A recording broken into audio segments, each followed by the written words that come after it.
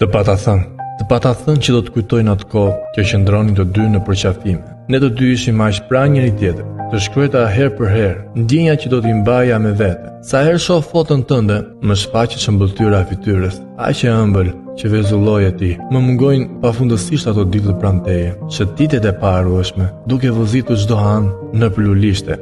Dielli lëshonte rrezet e ditë forta, reflektime që na ndjekin nga pas në çdo hap që bënim. Të dua shumë. Ti e di, ande nga shkonim, gjurmonim hijet e bashkuara, që hecin të bashkuar, ndonse buzëqeshjet që jep njëri tjetrit nuk mungonin. Prania jote më shtonte dashurinë që shkoja për te ëndrës, për të cilën do të kisha gjithmonë në shpirtin tim, ai shpirt pushtues i dashurisë për ty. Shkallët që hypnin drejt dashurisë mundoshin t'i ngjisnim ndjenjat e shkallëzuara, e të lëkundura që vendosën t'i arrinim me shëndritshmërinë e shkëlqimin e syve me dritën e diellit të pamat. Vozisnim shtëpit, rrugën në erën e mesditës, fshfërinte me dashurinë tepër të madhe e shpirtit të njëri tjetrit, kaq unike, lundronte lart.